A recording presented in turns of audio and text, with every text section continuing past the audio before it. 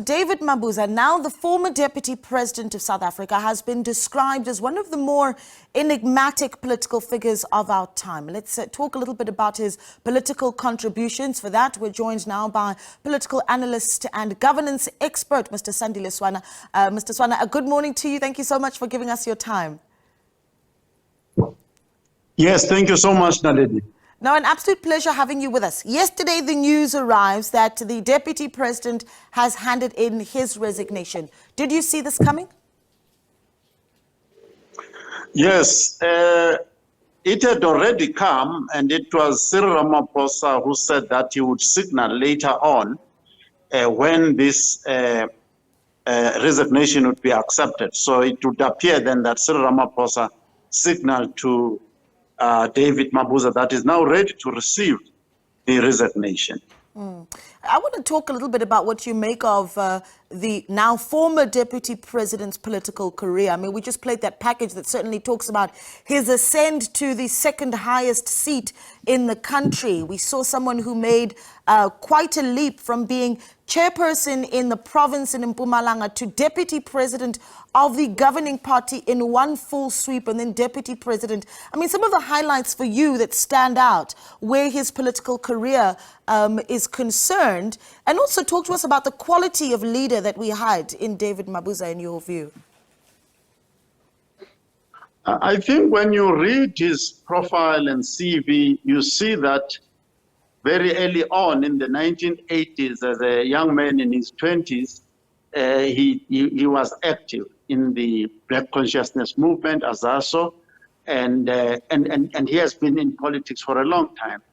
There is a worrying highlight during his position as MEC for education in Mpumalanga under Matthew Posa, where the results of the matric results were actually inflated by 20%, and that is how he first lost his job. But in the process of time, it took long for Mpumalanga to recover from those types of disasters of fraudulent and underperforming Department of Education. But eventually, these days, they are able to perform, getting 70% and so on. But in terms of his role in ANC politics, I think that he played a major role in forming a large number of bogus branches and inflating the number of delegates to the Nazareth conference, which gave him the success he subsequently enjoyed to become deputy president of the country. We cannot undermine his astuteness, but I think that later on came to bite him as he is now out in the wilderness.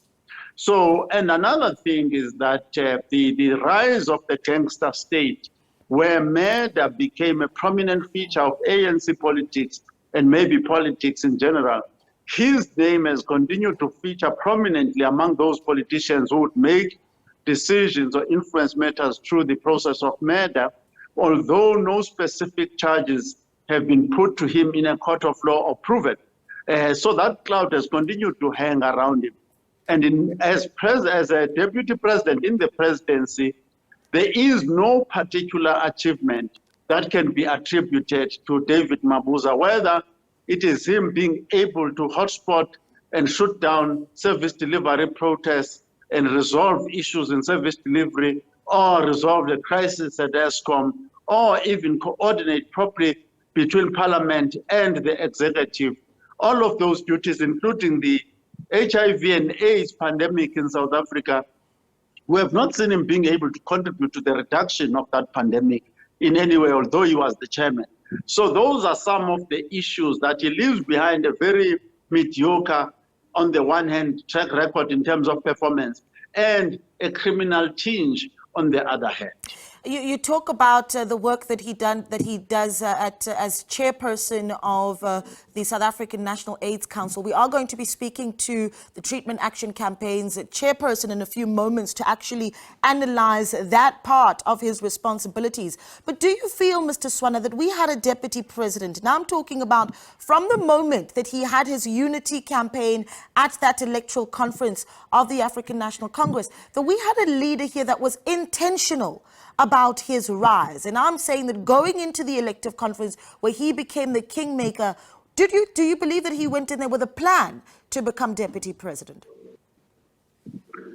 I think he had a personal plan for his own career, and he achieved that. And I think we need to congratulate him, like many of them in the ANC have a plan. They are called careerists.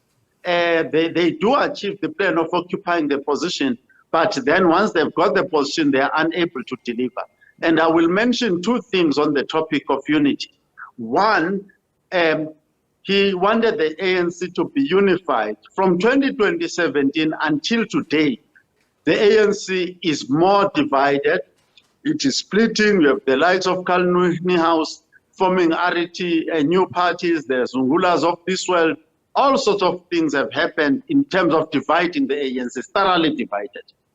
Secondly, when you talk about unity, which also became part of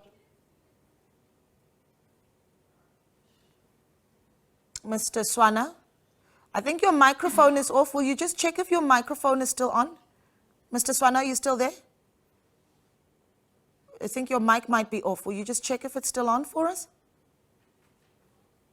Mr. Swana? Yes, I'm here. There, okay, you're back. Yes, carry on, sir.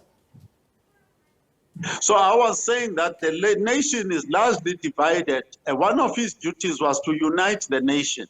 And the nation is very, very divided now, with all sorts of people wanting to break away from nationally provided services, including electricity, and provinces demanding devolution of power, the Afrikaner groups demanding more and more authority to go to them, and trying to encourage the Zulus to do the same, and so on and so forth. We are just so divided. And the ANC, I mean, in its top 7, for instance, I'm not saying it's his sole responsibility.